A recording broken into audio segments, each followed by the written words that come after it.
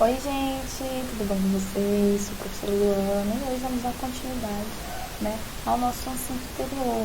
Vimos na nosso encontro, último encontro, os níveis de integração dos blocos econômicos. E hoje, vamos dar uma olhadinha quais são os principais blocos econômicos do mundo, tá? Iniciamos eles com a União Europeia, tá? A União Europeia, que é um dos blocos mais poderosos do mundo, é uma união monetária, ou seja, tem a adoção da sua moeda única, tá? Originou-se lá na Segunda Guerra Mundial, com a Bélgica, tá? Com a Holanda e o Luxemburgo. Esses três países iniciaram a União Europeia, e ela era chamada de Benelux, tá? Então, a União Europeia ela foi o primeiro bloco econômico a começar a ser feito, tá? Posteriormente, foi gerado um acordo, que mudava o nome de Benelux para Comunidade Econômica Europeia, tá? No qual foi assinado o Tratado de Roma em 1957, tá? E aí, atualmente, ela mudou a sua nomenclatura de nome de novo, foi assinado o Tratado de Maastricht, no qual, ela torna-se uma união monetária, e muda a nomenclatura para a União Europeia, tá? E aí, qual é o objetivo da União Europeia, tá? Vamos ver aqui.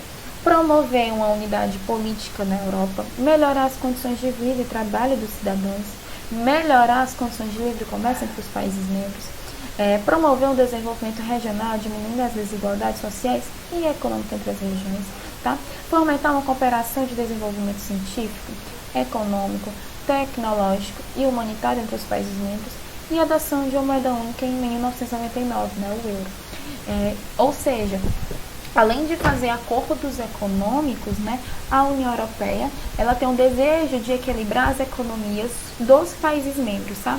Apesar de, inicialmente, em 1999, ter começado a implementar o euro, tá? Mas só em 2002 mesmo o euro ele foi instalado nos países membros da União Europeia.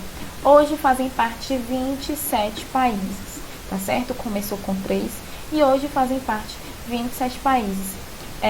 Para um país poder entrar na União Europeia, tem que estar na Europa, óbvio, evidente. Além de estar na Europa, tem que seguir 3 pré-requisitos. O primeiro é ter uma economia desenvolvida, tá? O segundo ter uma economia desenvolvida. O segundo, respeitar os direitos humanos. E o terceiro, ter um governo democrático, tá? Ter democracia. A gente sabe que alguns países não são monarquias ainda, mas faz parte da União Europeia porque são países poderosos, tá? Temos o caso da Turquia e da Grécia, no qual querem entrar na União Europeia, mas não conseguem porque não corresponde a esses pré-requisitos, tá certo? Recentemente houve o Brexit, tá? Que foi a saída do Reino Unido da União Europeia, tá certo? Em inglês, Bree significa Grã-Bretanha e et saída, tá? Então a saída do Reino Unido da União Europeia foi o primeiro país, a sair da União Europeia, então foi um choque para o mundo, pois todos querem entrar, é difícil sair, mas, desde 2016 eles estavam tentando sair, e quando chegou o dia 31 de janeiro de 2020, há 2 meses atrás, 3 meses atrás, eles saíram, certo? E aí o motivo da saída do Reino Unido, primeiro, eles queriam ser mais seletos com os imigrantes, tem um sentimento de xenofobia lá bem forte e presente, tá certo? Professora, como assim sentimento de xenofobia? Pois é, minha gente, lá, tá acontecendo, lá não, no Oriente Médio, região da Síria, uma população de perto da África também, do continente africano, tá acontecendo uma crise humanitária, tá certo? E tem um conflito civis e o povo, tá saindo, tá se refugiando na Europa, por lá ter as melhores condições de vida, e não ter conflito. Então, tá tendo uma crise humanitária e o pessoal tá se refugindo para a Europa, A gente conhece como a crise dos refugiados, tá certo? E aí, por esse preconceito, por essa xenofobia, que é um preconceito com imigrantes, eles decidiram sair da União Europeia, tá? Eles são extremamente conservadores, Gerou também a demissão do primeiro-ministro David Cameron, né, porque ele foi contrário à saída do Reino Unido na União Europeia, tá certo? Mas para abafar, né, esse sentimento de preconceito, eles falaram que queriam ter uma economia mais independente, tá certo? No dia 31 de janeiro, como eu falei anteriormente, eles conseguiram sair, fizeram uma festa, né, como se fosse quase uma virada do ano, tá certo? E aqui a gente tem alguns memes, tá? Em mais de 90% do mundo reclama dos imigrantes, né? Esse meme está falando que a Inglaterra colonizou quase o mundo inteiro e quando pessoas precisavam de ajuda, né, eles tiraram os seus da renda, certo? E aqui sai um dos maiores jornais, né, do Brasil, né, que é o G1, tá? E essa atualizada ao mês, ao dia 31 de 1 de 2020. Temos outro bloco econômico, tá certo? O NAFTA, tá? Que é um dos maiores blocos econômicos presentes no continente americano, tá? Que faz parte de 3 países, os Estados Unidos, Canadá e México. Esses 3 países fazem parte do NAFTA, tá? O NAFTA ele começou com os Estados Unidos e o Canadá em 1998, tá? Eles assinaram um acordo, mas posteriormente, tá? O México entrou. Eles são caracterizados por ser uma zona de livre comércio, ou seja, só tem a redução das taxas e impostos, né? Ou extinção dos impostos, tá? Atualmente o NAFTA ele é composto por esses 3 países e o Chile ele é apenas um membro observador, ele só faz acordos específicos, ele não faz parte como membro efetivo desse bloco, tá? E quais são os objetivos do NAFTA, né? Garantir aos países membros uma situação de livre comércio, derrubando as tarifas alfandegárias, né? Facilitando o comércio de mercadoria entre os países, ou seja, né, como eu falei, redução dos impostos, tá? Facilitar as trocas comerciais e os fluxos comerciais. Ajustar a economia dos países membros para ganhar competitividade no cenário de globalização econômica. Aumentar as exportações de mercadorias e serviços entre os países, tá? Entre os países membros. Diminuir a imigração clandestina entre México e os Estados Unidos, né, que a migração é bem forte, mas o atual presidente dos Estados Unidos, Donald Trump, né, ele fez um muro, né, ele só quer fazer acordo, né, essa circulação de pessoas é consequência, tá, e eles não querem. Aumentar substancialmente as oportunidades de investimentos entre os países e fazer frente à União Europeia, né. Então, como eu falei, no México, na década de 90, ele assume, né, ele entra como membro efetivo.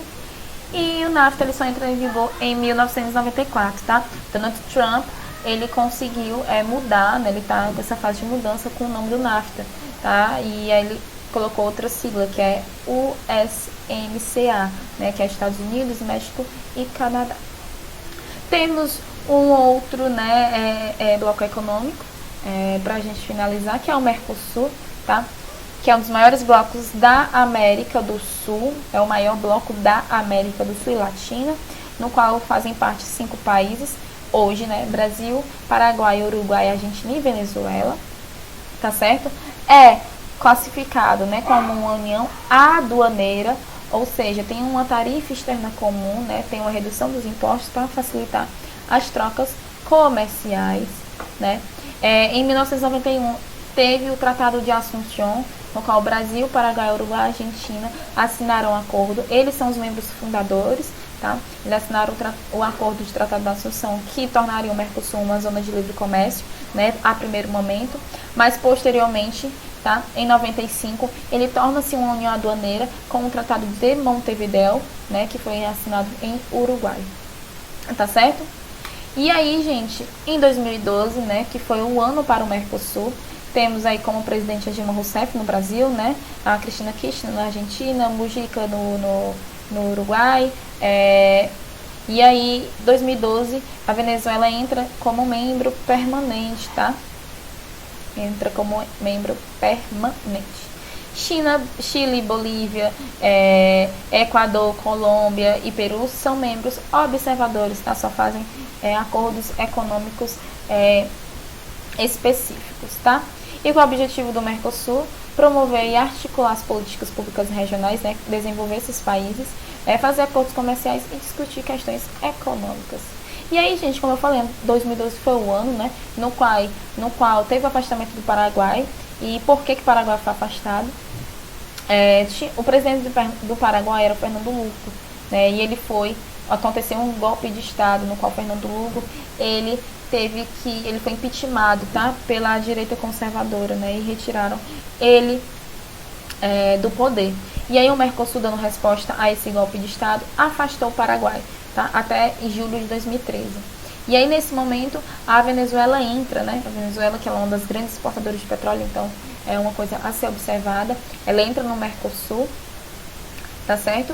E tem início ao processo de entrada da Bolívia. Só que posteriormente, quando Dilma sai do poder, né, quem assume é o Michel Temer. Dilma tinha aceitado Bolívia entrar no Mercosul, e no Mercosul todos os países membros eles votam, tá? Votam não, por exemplo, para um país entrar, todos os 5 têm que concordar com a entrada desse novo país. E a Bolívia, né, ele teve seu processo estagnado, pois Michel Temer não concordava com as políticas, né, de Evo Morales, então deixou a Bolívia não finalizar o processo de entrada no Mercosul, né? E com Bolsonaro, com o presidente Jair Bolsonaro, hoje também continua, a Bolívia não consegue entrar, tá certo? E aí a gente tem uma imagem dos chefes de Estado na época que Venezuela ela entra como bloco econômico, tá certo? Então, gente, por hoje é só, e aguardem a cena dos próximos capítulos, tá? Um beijo, até lá!